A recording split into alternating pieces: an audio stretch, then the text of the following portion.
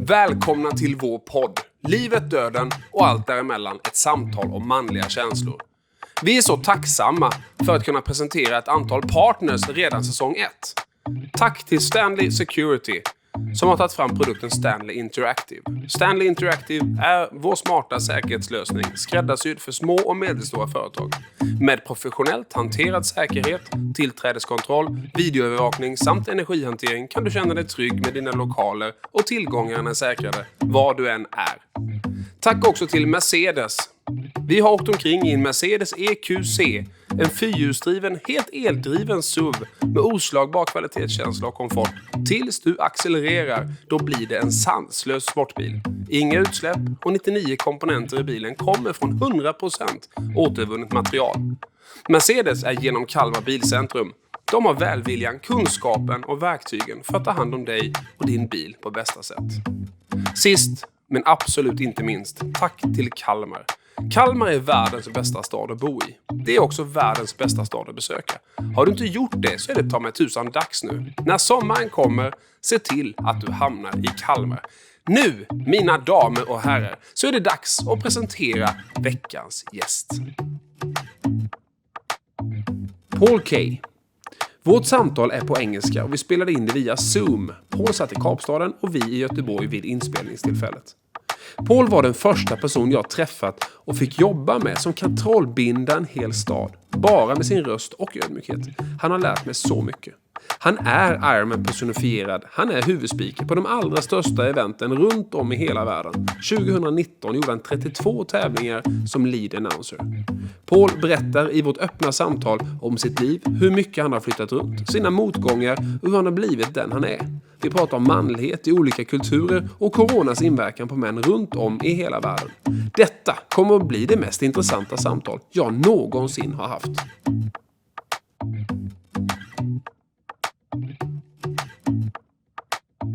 What's wrong with boys that we can't admit? It's okay to talk, you don't need. Hi, and welcome to this program this week of the pod, Life, Death and Everything in Between, talk about male feelings. We have our first international guest here today, and he is back down in Cape Town, South Africa. Welcome to the podcast, Kaye. Thank you, Bjorn. Very nice to have me on board. Interesting to be doing an interview that, like you say, is international, yet I would imagine 99% of your listeners and your viewers will be Swedish. So, hey, tjena! Tjena! Fantastiskt! We've been working together. You know a little bit of Sweden. You know a lot about Sweden, actually, and we are going to talk about that a bit later. But we are always defining our guests' superpowers. And I will define my way of seeing at you in a short while. But first, we also have this no button. So you can push the no button. Listen here. No! But if you don't want to answer a question, you can say, hey, push the no button. You only have one no. Not 1.5, not 2. You have one no. So whenever you want, if you don't want to answer a question, you just say, hey, push the no button, and I will. No! Okay? That's one of the standard rules here. My definition of you, Paul, is, and your superpower is, you're coming to new cities all around the world every week, seeing everyone, your humble way of leading, and your total passion of the brand and yourself. You create life-changing events around the world, and still, your eyes are talking about teamwork. This is how I see you from one point of view. What do you say when I say that?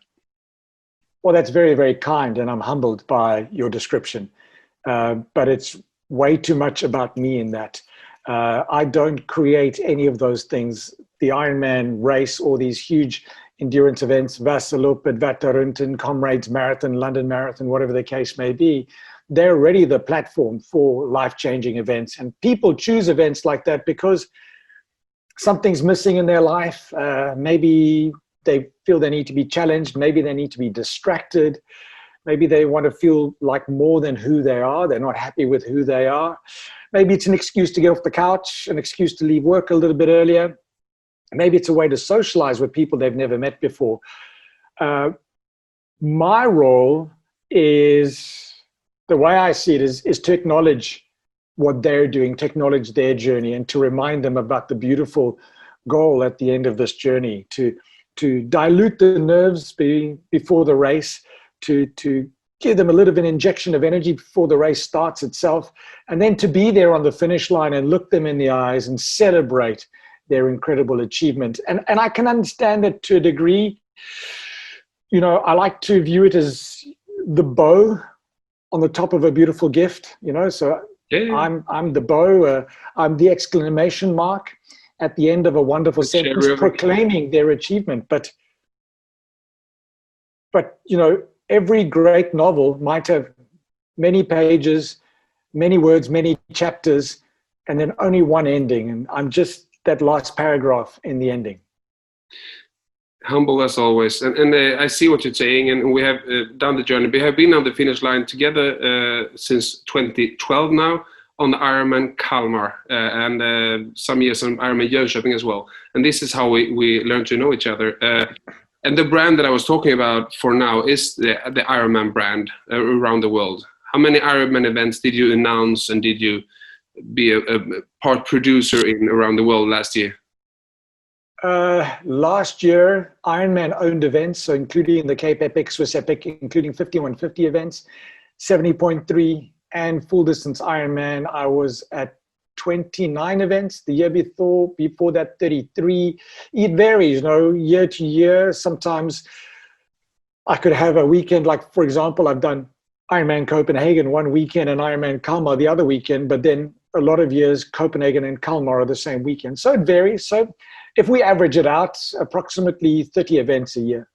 How do you do it? Because when you come to Kalmar, you come to our town Monday, Tuesday, Wednesday, something like this, and the event is on the weekend, and it feels like you remember everyone. You talk a bit Swedish actually already. You're really taking a big effort of being a part of the Swedish event, as you're interested in all the people. How do you remember everyone coming to new events every weekend? I don't. To be honest, I can't remember everybody. It's impossible. I always say that if I was intelligent, I would have a real job. so therefore, this between the ears here is not very good, right? And so I don't remember everybody, because it can almost be like the coronavirus has been, not that you in Sweden would know, but in the rest of the world, we've been heavily locked down, and every day is exactly the same. And to a degree, without taking anything away from the races, every weekend has very similar components. The thing that changes is the people. And that's the wonderful thing about it. For me, Kalmar is very special. When people ask me what are my favorite races in the world, it's always a difficult answer, because there are so many good races, but there are some races that are very close to my heart. Ironman South Africa, me being South African. Ironman Austria, the first Ironman I raced and the first Ironman I commentated internationally, made a huge impression on me.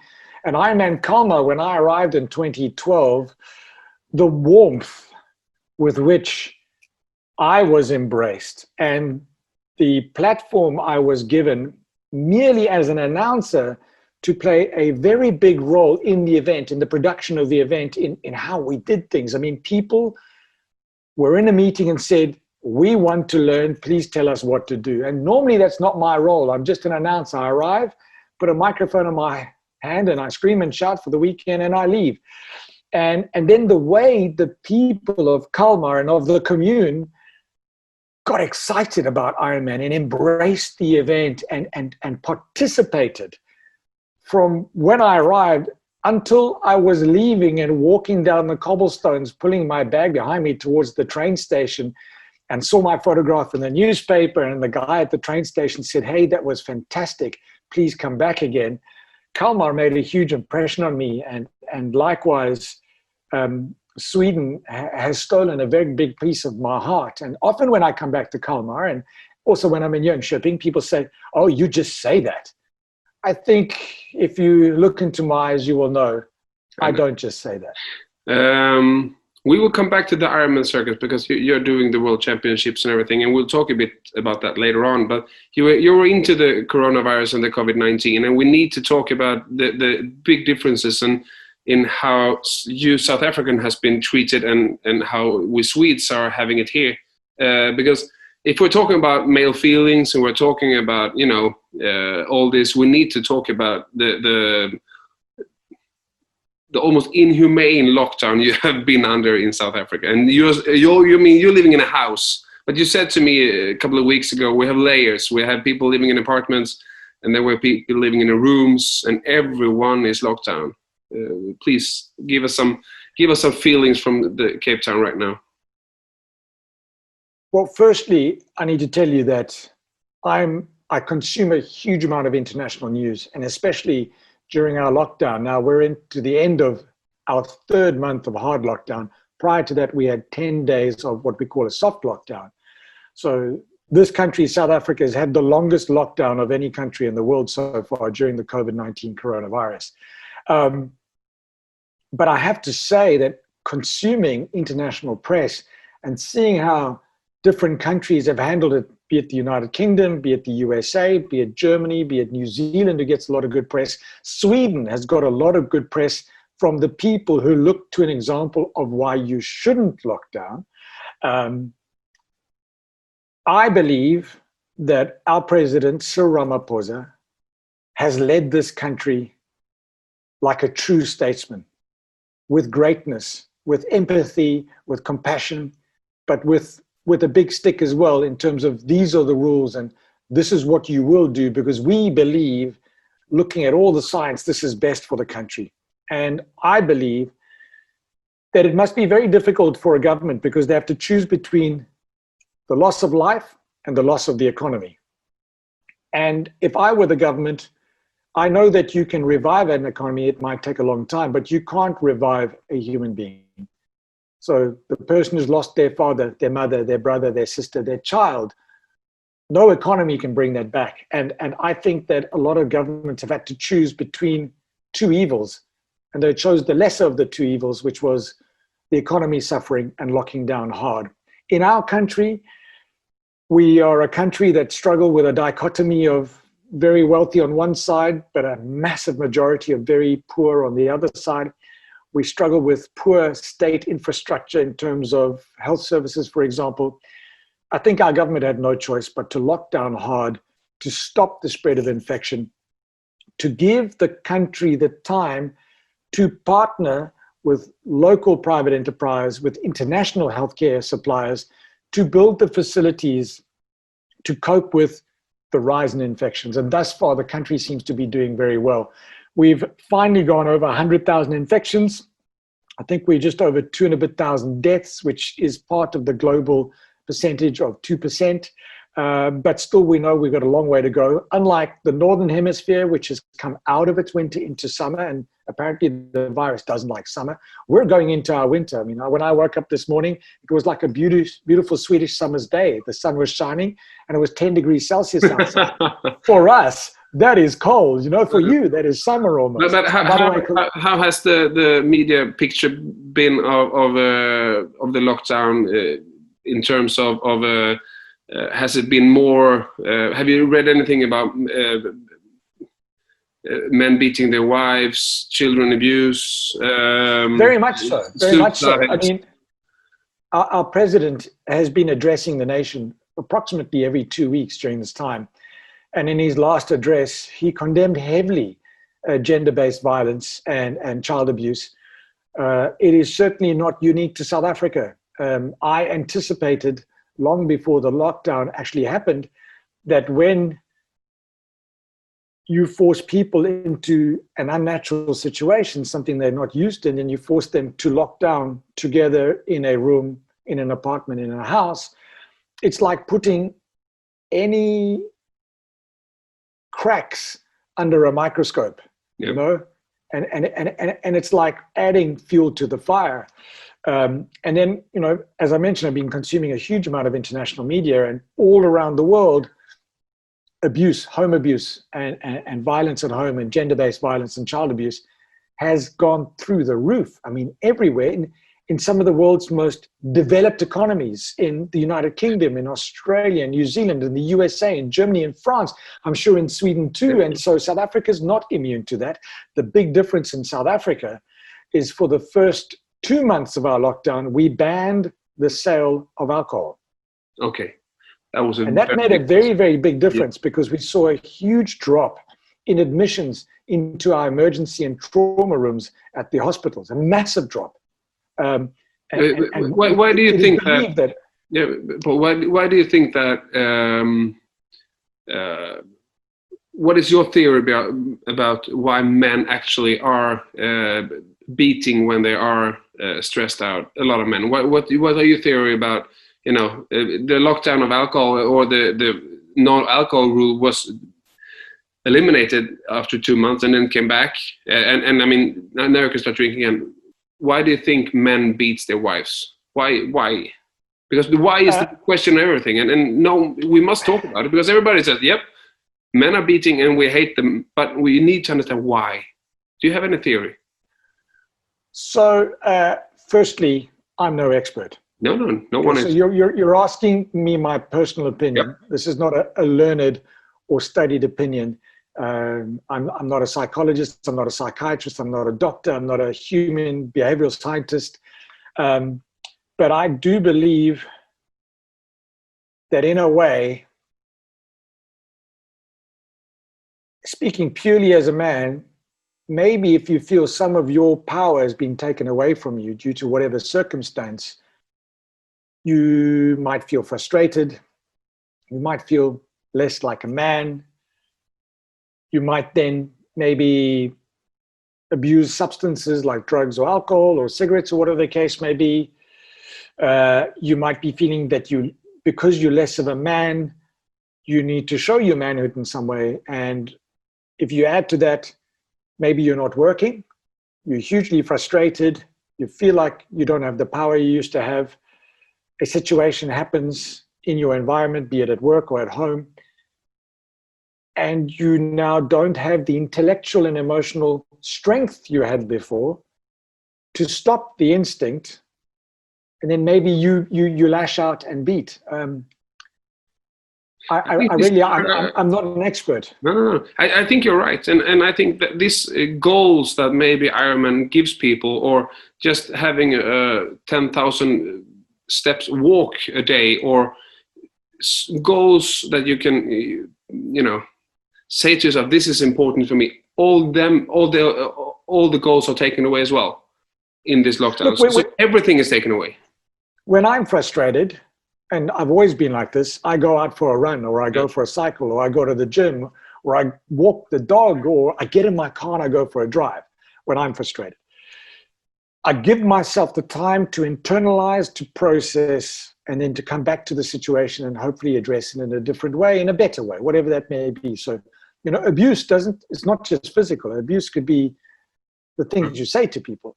And I can only imagine that now, let's put the world in lockdown, yeah?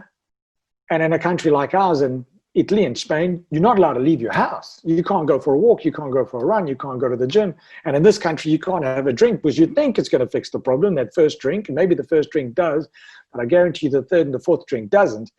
And so that has just made any situation way more intense. And I think if you go and you Google and you read the international media, if you read The Guardian in the UK, the New York Times in the US, and you read the Australian, the New Zealand, the German newspapers, the French newspapers, and if you Google domestic violence, you'll see there's been a huge increase during lockdown. And I can only imagine that not being able to go to work, feeling that your life has no meaning, and not having potentially a physical release for whatever frustration you might be feeling is a recipe for disaster. Let us leave the COVID-19. Let us leave all that and talk more about Paul Kaye. Who was Paul Kaye 10 years old? Who were you? I mean, how did you grow up? Your parents? Tell us a bit about you as a child. German father. He was a part-time jazz musician and worked in the photographic industry. South African mother from Zimbabwean and British heritage. Born on the east coast of South Africa in Durban. Lived there for 6 years. At the age of 6, moved to Johannesburg because my dad got a new job. At the age of 8, he turned about, I think he was about to turn 40. He was hating Johannesburg, and he got offered a job in Tokyo. The 10-year-old Paul Kaye was living in Tokyo in a small suburb called Tomigaya, which is part of Shibuya-ku, which is whenever you see pictures of Tokyo, you know, you see that very busy crossroads where everybody's crossing the road. That's Shibuya. It's like a shopping district. It's very close to the old Olympic Park, and I live very close to that. So I was a 10-year-old boy living in a city of 13 million people, going to a Canadian international English language school. Okay. German father, South African mother, living in Tokyo with an international school. I mean, did you have any friends? Did you have any real friends at that time? Or I mean, you have moved 3 times already. What did you do when you were not in school? My best friend, his name was Anas Kiba. He was a Dane. So my best friend at school was Danish, Anas. And that's what I learned to pronounce, you know, the Danish, you swallow the D. Yeah. So, and that's how I was introduced to ABBA, because his brother Bjorn loved ABBA. So anyway, long story. I don't admit that I listen to ABBA now, except to my Swedish friends. Left Tokyo in 1982 when I was just before I turned 13. But for me, my 5 years in Japan, in Tokyo, were absolutely amazing, life-changing experience. I didn't realize it then, but I realize now as an adult looking back. Whilst living in Japan, we got to travel quite a bit. I have an intellectually challenged sister, so there was no schooling for her in Japan, so she went to school in the US. So we traveled to the US quite a bit. We traveled around Japan quite a bit. I learned to speak Japanese, so at the age of 9 already, I was fluent in German, Japanese, and English. And my parents made the extremely wise decision to not live in like a British or a German or a French or an American neighborhood, but to live in a completely Japanese neighborhood, in a tiny Japanese house surrounded by Japanese neighbors. And so my best friend was Anas, but my best Japanese friend was Tomo. And so I got to live like a Japanese, even though I was the gaijin, which is the Japanese word for foreigner. And sometimes when I misbehave, I was the enagaijin, the terrible foreigner. But I got to live the Japanese life for 5 years. And I learned, probably the biggest thing I learned there, and I don't know if that was your question, but I'm going to give it to you in any case. Without me realizing, I learned that in Japan, it's about us. It's about we, not about me. It's about the individual can only rise as high as the total, as the community. And I learned about the power of community, the power of team. I learned that the CEO of in the 10th floor office of this big building walks outside and bows and greets and respects the person sweeping the street, because he knows that that person sweeping the street is making the front of his building look good. And the person sweeping the street knows that because this man is running this business well, this business exists and he has a street to sweep, you know, and that sense of one community and that respect and that honor is something I learned in Japan, and that had a huge impact on me. Is that after construction, or is something that you really can feel when you're talking about this? Is this like, I mean, do I know what I'm saying there? Because when I learned to know you 2012, this is one of your personalities that is always coming through. Oh, it doesn't matter what I say, you always come back. No. We're a part. The gladiators are the athletes. The team are working. We're a tool for the team to make good things and happen. So what you're talking about in Japan, is that something that? Okay, what age did you feel that you got that knowledge brought to you in Japan? Only as an adult. I think I only realized that when I was working and I started working in a team and then managing teams, did I realize that was my philosophy. And now, in this current world where we are threatening to change the climate, we are having massive impact on our environment. I look at, I would imagine a lot of a lot of sickness, a lot of disaster in this world is brought about because profit comes before people. And it should be the other way around. It should be people come before profit. It should be we come before me. Why should a company that makes hundreds of millions of dollars profit need to make billions of dollars of profit? Is $100 million not enough? Because to now make $1 billion of profit, they need to compromise somewhere. They need to hire cheaper labor. They need to compromise on the materials they use. They may be polluting the river more and the sea more or less. And so, and I've been questioning that a lot. When is enough enough? And why can't it be about we and not me? Do you have, thank you. Do you have contact with your sister and parents today? Are they alive? Yeah, my sister, I'm the sole guardian for my sister. She stays in a special home for intellectually challenged adults, only a 45-kilometer drive from where we live. Unfortunately, her lockdown started earlier because South Africa saw that globally, the biggest impact of the virus initially was in care homes and in old age homes. South Africa locked down the care homes before lockdown happened. So I haven't seen my sister since February.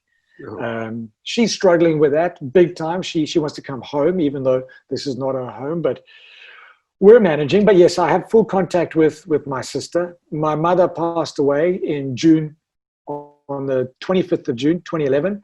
And my father passed away on the 28th of August, 2004, which was 2 days before my parents celebrated their 42nd wedding anniversary, and was 2 days before my birthday. But so I lost my parents quite early on, and I became a parent early as well.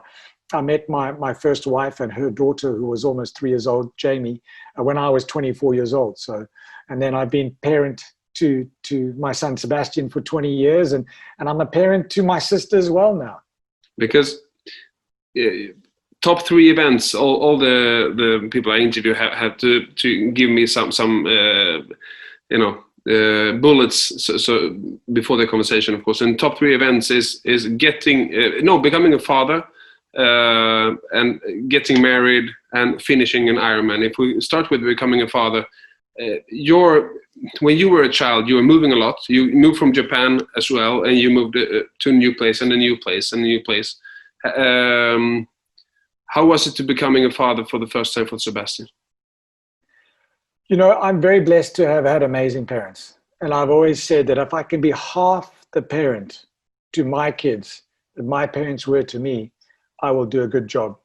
I had a great relationship with my mother until I became a teenager, and then we started to clash because I finally had an opinion and my mom didn't like anything but her way. And so we would clash a lot. I had an incredible relationship with my father. My father was my best friend. I used to go with him to all his gigs when he was playing guitar on weekends. I used to, on my school holidays, go with him on his trips when he was seeing his clients. And then I actually joined my dad in his business, and we lived together in an apartment. We were housemates, my dad and I. And so when my son was born, to me, first thing is I was only the second human being to ever hold him. And I felt like the only man on planet Earth. The next amazing thing was sharing him with my dad. And I don't smoke, but I sat on the floor in the lounge of my house, smoking a cigar and drinking a brandy with my father and my best friend, Mark, as we celebrated me becoming a dad. But then not long after that, my dad died. So, you know, you ask for high points. And so my son being born was a huge high point, but yeah, my dad moving on was and that is one of your bottom points, because there is I actually had a flow on this one, because that becoming a father is almost the top one of the top 3s, but it's very close connected to 2 of your 3 bottom 2. What you have written to me. So I think we take that chapter right now. I mean, you getting a father, you were talking about you and your father celebrating Sebastian's survival to Earth in a fantastic way, even smoking, as you said. And then your father is dying not so long after that. And then the other bottom 2 was getting divorced and my kid leaving the country. So, I mean, the biggest joy getting your child, your Sebastian, and then you were divorced and they were leaving the country. Can you tell us a bit about what happened there? Yeah, so as I mentioned, my father was my best friend, and my dad's dying was extremely painful to me. And I didn't realize how painful it would be because, you know, he had cancer, so you had time to prepare for it. And every weekend I would drive the 2 hours from where I lived to spend the weekend with my mom and my dad. Friday, Saturday, Sunday, Monday, drive back and go to work. And I did that for 8 weeks until I eventually felt his pulse and closed his eyes, because we kept him at home. And it was very painful. And sometimes a beautiful piece of jazz will come on the radio, or I'll be listening to some good music and I want to share it with my dad and then realize I can't. So do you have a special highlight? Do you have one song that's more specific? Or? No, not really, because my dad and I, we had a broad love and taste for music. So we love music, and the anchor to our love for music is jazz. And just by the way, my favorite jazz artists at the moment are all Swedish: Esbjörn Svensson, Kit Björnstad, Tord Gustafsson. Absolutely love Swedish jazz. And thank you. My dad was more traditional jazz, but then he introduced me to Pat Metheny, and then I went slightly the more esoteric jazz route, and then I educated him about esoteric jazz. And that was, one of the bigger bonds we had. So then he passed away, and then that came shortly after me losing my dream job. I was the manager of a radio station. So we're coming I spent back a year at home, yeah. Lost the dream job, lost my dad. A year later, my wife says she wants a divorce. A year later, she leaves the country with the most important thing in my life, which is my son. And I always thought the pain of the loss of my dad would never be eclipsed. Well, let me tell you, the divorce was hard. But being brave enough to have the courage to allow your children to leave with their mother and move to another country from Cape Town to Denmark is one of the toughest decisions I've ever had to make. And even to this day, so my dad died and I know he's gone, but this is something that never dies. And even to this day, when I dropped Sebastian off at the airport on the 1st of January this year after he came to visit for Christmas, keep in mind he's 20, yeah, and I'm 50. We still both cried at the airport. So every high has a low, and to every beautiful side, there's always a dark side somewhere, and that's life. But I mean, not being able to speak with your father about you taking that brave choice with Sebastian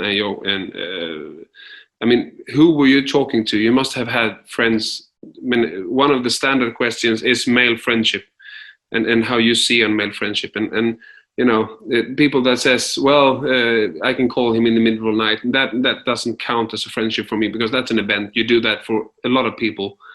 Who were you talking to? Were you talking about Mark? Yeah. Did you have other people to talk about, or did you feel very lonely at the time? You got to be careful, when you talk to your close friends about something like a divorce or your kids leaving the country, they're there to support you. And there's a thing called confirmation bias. Essentially, it's like social media. Social media feeds always tell you what you want to see in any case. And so confirmation bias is you surround yourself with people who are just going to support your opinion in any case. I'm not that kind of person. I didn't want to be told that I was right and my ex-wife was wrong and that she's this horrible person and what is she doing? I didn't need that. I didn't want to make a bad situation worse. As a matter of fact, I was really glad that my dad wasn't around to see me get divorced and see the kids leave the country. And my mother was actually brilliant in that my mother never ever said to me, I saw this coming, even though she did. She never ever said to me that I knew this wouldn't last and I knew this would happen. She just was there as a pillar, as a strength. My best friend, Mark's a listener. He's not a talker. He would just listen and we would do other things. We wouldn't really talk about what was going on in my life. What I did was I went to speak to a professional because I was struggling with anger issues. I'd come out of losing my job, the death of my father, the divorce, the struggle. There was a 1-year battle over the divorce, the struggle. Do I let the kids go? Don't I go? Do we go to court? Don't we go to court? And so, a lot of anger and frustration build up, but then also as a man, and I would sure as women as well, you feel like a huge failure when you get divorced. Like, marriage and having kids is one of the most important things you can do in your life. Now you've failed, you're divorced, and your kids have left. And so I sought professional help. I went to a therapist, and I would see this therapist once a week. And we would speak and we would speak and we would speak. And And, you know, if you've got a really good therapist or a really good friend who can be honest with you, often they hear what you're really saying, not the words that are coming out of your mouth per se, not the words you hear in your own ears. And what my therapist taught me is that my strength and my weakness is I try and be perfect at everything I do. So I try to be the perfect son, the perfect brother, the perfect husband, the perfect father, the perfect boss at work, the perfect employee, the perfect athlete, whatever the case may be. But there's only one of you, and you can only ever be 100%. So if you're trying to be perfect at everything, you're going to fail at many, many things. And then that can create this negative spiral where you think you're failing all the time, and that can take you into a very deep, dark place. And so I made the conscious decision after the divorce, after dating just a little bit, to step back and learn about me. I must, because another person called Kjell that we have interviewed in this series as well in this season, he said, for the first time, when I realized for the first time that I don't have to be perfect, I was also in a therapist, and he was in a school in the United States at the time. And there was a teacher telling me, oh, you don't, just say, I'm sorry, that's okay. And that I realized I don't have to be perfect. And then he just, life got so much easier. That doesn't mean that you don't have to try your best. No. But you don't have. And a lot of people use that as an excuse. You know, they think, oh, I can't be perfect, so I'm not going to try be my best. You always need to give 100% of yourself into what you're doing, and you've got to do your best. But sometimes to do your best, you need to stand back and you need to understand who you are. And I spent 2 years not dating. I spent 2 years hardly seeing any friends. I spent 2 years trying to understand who I am as a human being. I spent 2 years getting rid of the fear of being lonely. A lot of men and women are in relationships because they fear being on their own, not necessarily because it's the right person. And I spent 2 years trying to understand what were my strengths, what were my weaknesses, what did I like about myself, what didn't I like about myself. And then of the things that were my weaknesses and what I didn't like, I tried to understand what could I change and what couldn't I change. Accept what you can't change and minimize your bad points by accentuating your good points. And one of the greatest things I learned was that I tried too hard to be liked by everybody. And in the process, I gave too much of myself. And then people started to take advantage of me. And the more they took advantage of me, the more I resented them, and the more this created a bad relationship. And I learned that saying no is okay if it's coming from the right place.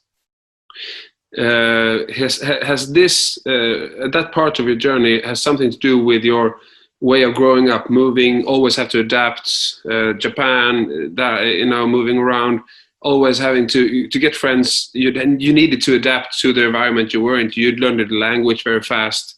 You got a lot of, confirmation. Oh, well, you're really good at learning the language, and so on and so on. Has it anything to do with that?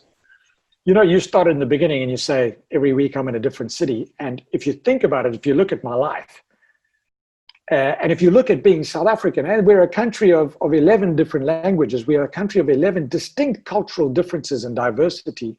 And I've grown up in this diverse environment, plus in something as diverse as Japan, Germany, a bit of time in the US. And all these things have conspired to put tools in my toolbox to help me be who I am today, to do what I am today. Even the job that I got fired from, which was, I won't go into the details, but it was unfair dismissal. I got reinstated, but then I resigned, so that's irrelevant. But the skills I learned there, the fact that I left that job moved me into new jobs like magazine publishing, which was sport specific, and now I'm working specifically in the field of sport. The fact that my wife divorced me and moved to Europe with my kids was one of the motivators, not for me to go, oh, my life is so terrible, but for me to go, hey, I need to find a way to spend more time in Europe. And look what I'm doing now. I'm in a different city in Europe every single week. So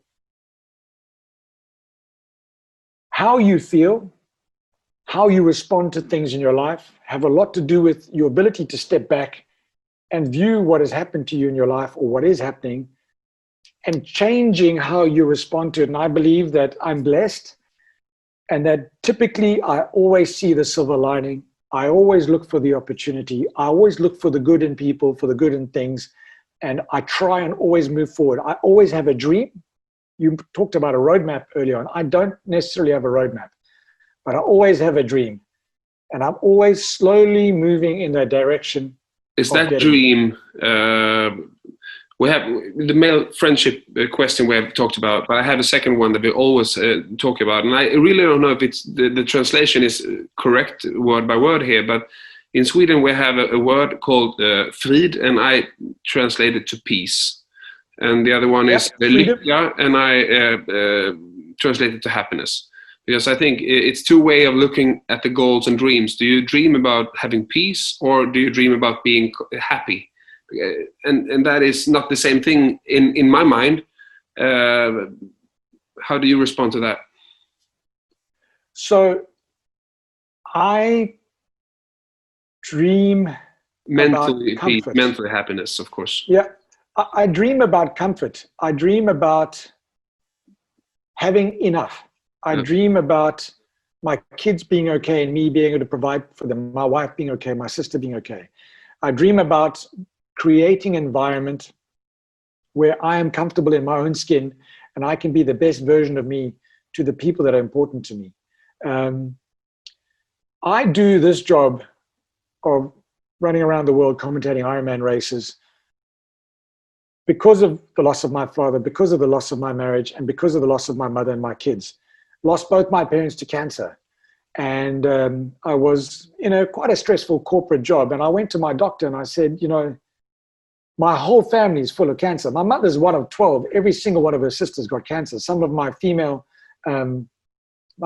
cousins have had cancer. My father died of cancer. His father died of cancer. My family's full of cancer. And I thought, wow, I want to live a long life because I want to be a father to my son for a very long time. My dad died when he was 66 and I was 34. I want to stick around a bit longer than that for my son. So I thought, well, what do I do? And the doctor said to me, well, you need to take negative stress out of your life. And that's when I started thinking, how can I take negative stress out of my life? And that's when I decided to give up the corporate world and to not chase my dream, but to use a talent that I had, which is the ability to engage with people in a meaningful way, an authentic way, as an announcer, in an environment which I love, which is sport. Using my skills that I've learned in broadcasting and in magazines and in media. And that's when I took the chance and took a 3,000 krona a year hobby and tried to turn it into a 30,000 krona, 100,000 krona, 200,000 krona, 300,000 krona a year job. And I took the chance and I went for it, but I went for it with an open heart and I went for it prepared to fail because I knew what failure felt like already and I wasn't scared of it anymore. Because I didn't fear the failure anymore, I think it actually makes you a better person. I mean, I still fear failing, but I don't get anxious about it now that I want to lash out at people. If you say the wrong thing at me, I'm going to get angry at you and whatever the case may be. I used to do that. I don't do that anymore. So, and I'm blessed to have really good people in my life who just said, go for it.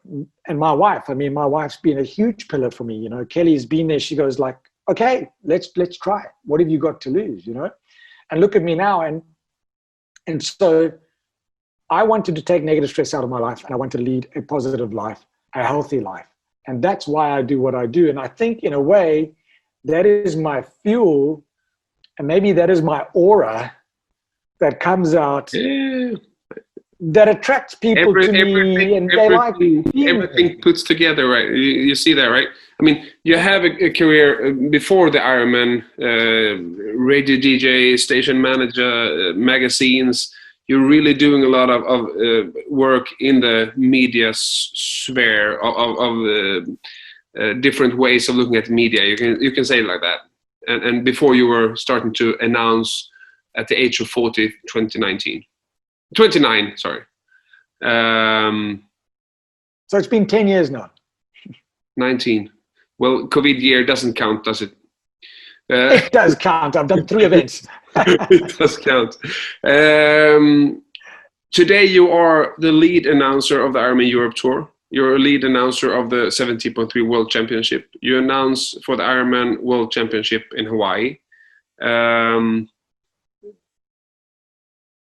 What's the next step in this? I mean, you're the most known voice of the Ironman.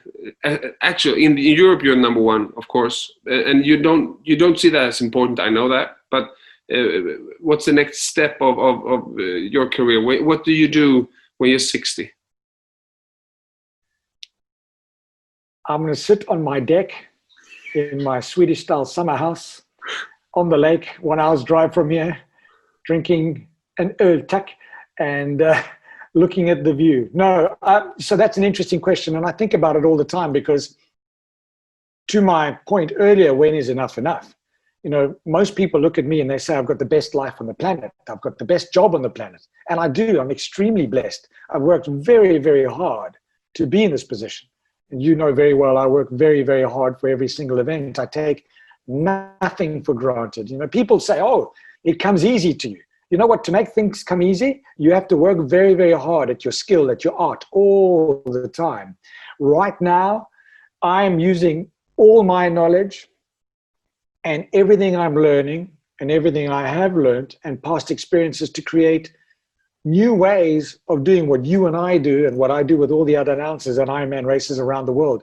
If we can't be in a big tennis hall to do a race briefing, to have a meal together, if we can't be there to do the slot allocation and the award ceremony, and if we can't have grandstands on the finish line, how do we still engage all the spectators? How do we create this atmosphere of celebration for our athletes? And so I use my time now to think about that. And in a way, maybe that is extending my career. Yep. Because now it can move me from the very physical screaming and shouting and going crazy on the finish line to a more less physical, more sedate way of engaging with athlete and with the stakeholders like spectators via online radio, live streaming commentary of the races, etc. And so a lot of people have come to me and say, oh, you're the next Mike Riley. And I go, no. Mike Riley is the next Mike Riley. Mike Riley is the announcer, the lead announcer of the World Championships in Hawaii. Yeah, he's the man who invented the words, you are an Ironman. And so, but I see myself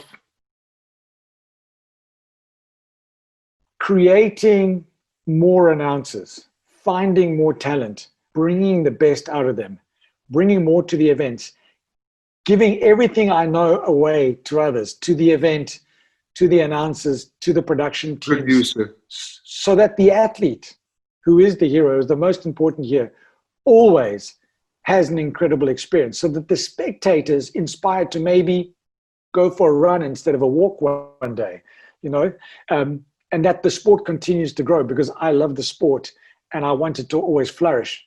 I don't want me to flourish, but potentially the more the sport flourishes, you know, the more I'm going to flourish as well. So at the age of 60, I think I will still be in the world of endurance sport and triathlon.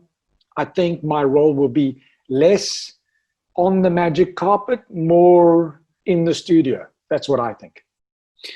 You host a lot of life stories in your mind and in your body, in your soul. How do you handle all these stories that comes to you before every race? Every people that send you messengers, you get them via email.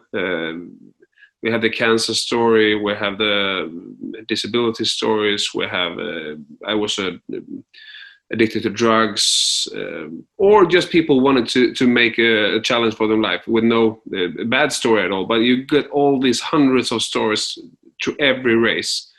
How do you handle that? Everybody's got a story. You know, everybody on the start line, they've got a story. We don't always know about them. They're not always obvious, like as a physical disability or something like that. I spend quite a bit of time before every race reading through the athlete entry list in that, where they've given their individual stories. And like you mentioned, same as with you, people reach out to me directly. I spend a lot of time speaking to athletes at the venue, and in the process of speaking to them, you learn something about them. I have stopped trying to remember the entire story and every story, because in the process of trying to remember the whole story and every story, sometimes you forget stories. I've realized that every story is important and every athlete is important, and you can't focus on one story to the detriment of another story or another athlete. And so what I try and do, not just during the race, when that person's sharing their story with me, I take the time to care. And I think that's the most important thing. And when I encounter that person in the race, if I'm physically able to relate a bit of that story, I do so. But the least I do is I make eye contact and let them see that what they do is special and that it means something to me. Because, you know, it's a long day at an Ironman. You know, we're waking up at 4 o'clock in the morning, and we're going to bed at 1 o'clock the next morning. It's 21, 22 hours of flat out working. And a lot of people wonder, I'm sure they ask you too, where do you get the energy from? I get the energy from every single one of those stories. And some people fail. But the amazing thing that I see at the endurance races I work at, I've never seen somebody fail and not come back again to succeed. And that is the power of the human spirit that is so incredible. And if you look at that, and let's just look back to COVID-19 right now, I see the power of the human spirit every day all around the world. And despite a lot of the negative that the general news media want to put out there and social media put out there, I know that a lot of good will come from this too. And these are the things that give me faith in the human race. And these are the things that make me love that I'm living this life in this world.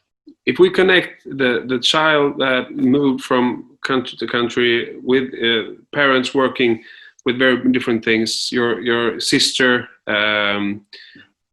all this, as you said before, language knowledge and all this looking people in the eye. I had a part of my superpower about you that your eyes are talking about teamwork.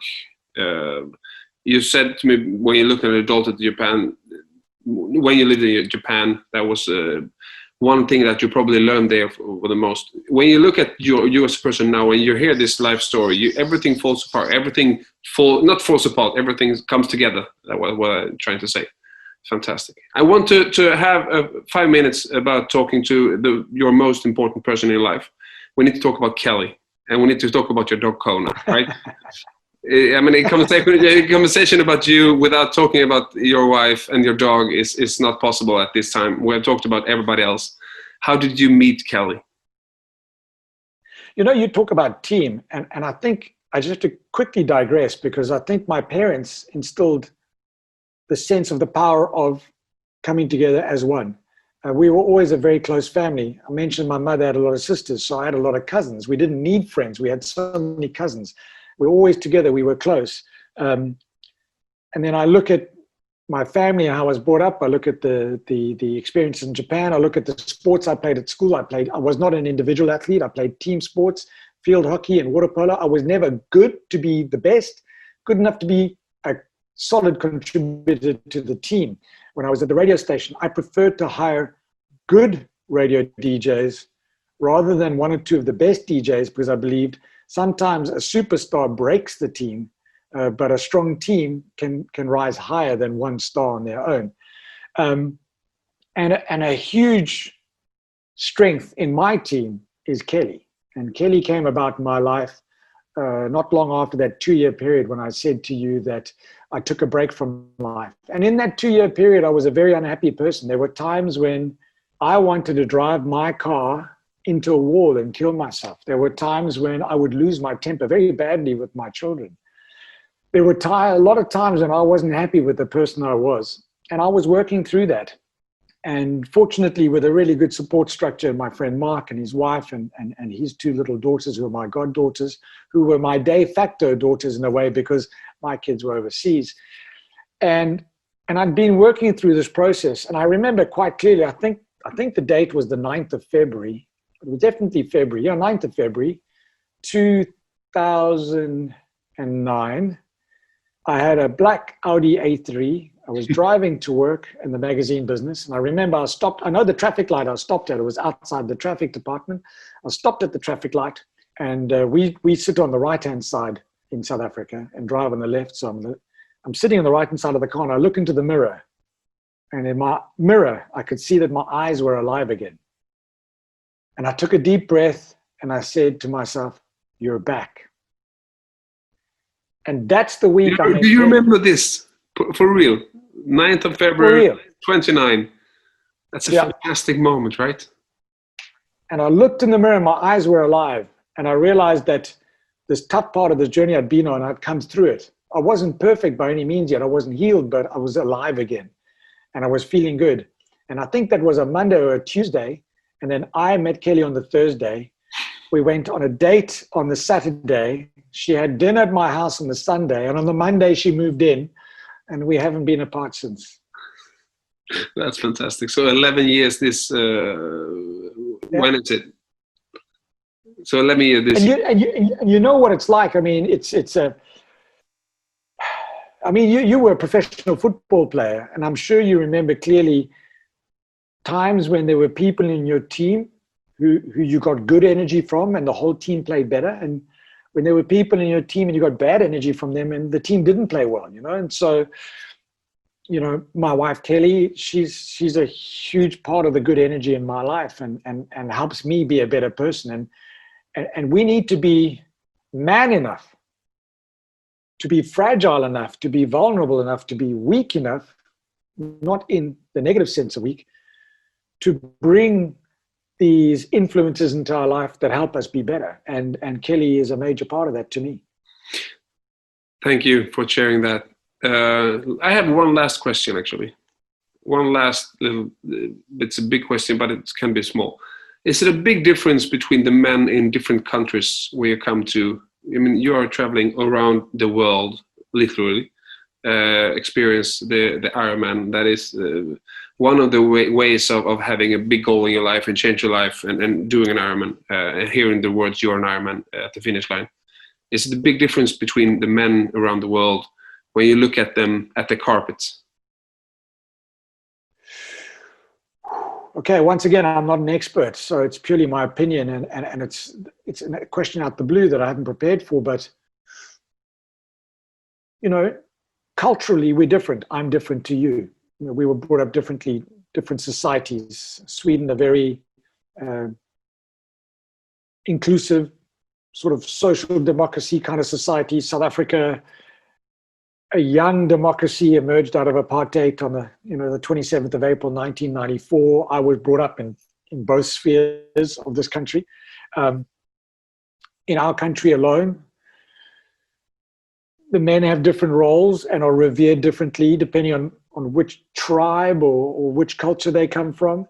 You look at men from countries where there's more equality between man and woman versus men in countries where there's less so. You know, I've worked in China, you know, I've worked in Australia, I've worked in the Middle East, I work here in South Africa, I've worked in South America, I've worked in North America, I've worked all across Europe, all 6 continents. And yes, you do see differences. But I don't really get to see that difference of the man in his home or in his workplace. You know, I see the man with his family and his friends generally at the race. And when you see it like that, you don't see the real big differences, because in those moments you're seeing friendship and you're seeing family love and you're seeing support and you're seeing team, because the people who are doing this race, you know, you might race it as an individual, but it's your team, be it your family or your colleagues, your friends or whatever, that help you get to that start line. So I don't see the huge differences per se. Although that said, you know, Ironman, the average participation, you're looking at about 75% female, male, 25% female, average across 70.3 in Ironman. So it is a male-dominated sport. You see a lot of testosterone, you see a lot of ego, but often what I notice, ego can be very fragile. It's like a helium balloon, a gentle prick, and all the air is gone. And so deep down inside, we're all still human. We all cook with water. And I think if we all take a little bit more time to look at who we really are, not at who we think we are or who we want others to think we are, I think we'll all be better men for it, and the world will be a better place. I mean, if you just look at the responses to the virus, If you take what the modern media is saying and the mainstream media is saying, the countries that have seemingly, at this young stage of the virus, dealt with it best are the countries with female leaders. And the one thing I believe women are better at than men, generally speaking, is empathy. Not sympathy, empathy. The ability to feel what somebody else is feeling, to help you deal with it in the most positive way for the ultimate best outcome. Ultimate best outcome, not best outcome now. So I think if men are prepared to not be weak, but prepared to get in touch with their feminine side maybe, and develop more empathy, and less about being right and being the big strong man and I will win, this world will be a better place. That is the last word of this conversation in the pod. Life, death, and everything between. Talk about male feelings. Thank you, Paul Kaye, for joining us at this pod. Thank you for opening your home and opening your heart for us. And thank you for sharing all the stories and the ups and downs in your life. You have been fantastic to talk about and with. Thank you very much for joining us. Thank you. Tack. Och till alla er där hemma. Det här var sista avsnittet av säsong 1 av Livet, döden och allt däremellan. Ett samtal om manliga känslor. Sista säsongen, höll jag på att säga, men sista avsnittet i säsong 1. Vi kommer tillbaks med säsong 2, det vet vi. Tack så hemskt mycket för att ni har lyssnat. Tack så hemskt mycket för att ni har tittat. Och hoppas att ni har haft lika härligt som vi har haft. Att ni har lärt er lika mycket. Och att ni faktiskt har tagit till er lika mycket som vi har fått möjlighet att göra. Tack för er tid. Hoppas att vi syns och hörs snart igen. Jag och Max säger ciao. Livet, döden och allt däremellan. Ett samtal om manliga känslor. Vi är så tacksamma för att kunna presentera ett antal partners redan säsong 1. Tack till Stanley Security som har tagit fram produkten Stanley Interactive. Stanley Interactive är vår smarta säkerhetslösning skräddarsydd för små och medelstora företag. Med professionellt hanterad säkerhet, tillträdeskontroll, videoövervakning samt energihantering kan du känna dig trygg med dina lokaler och tillgångarna är säkrade var du än är. Tack också till Mercedes. Vi har åkt omkring i en Mercedes EQC, en fyrhjulsdriven, helt eldriven SUV med oslagbar kvalitetskänsla och komfort. Tills du accelererar, då blir det en sanslös sportbil. Inga utsläpp och 99 komponenter i bilen kommer från 100% återvunnet material. Mercedes är genom Kalmar bilcentrum. De har välviljan, kunskapen och verktygen för att ta hand om dig och din bil på bästa sätt. Sist, men absolut inte minst, tack till Kalmar. Kalmar är världens bästa stad att bo i. Det är också världens bästa stad att besöka. Har du inte gjort det så är det ta med tusan dags nu. När sommaren kommer, se till att du hamnar i Kalmar.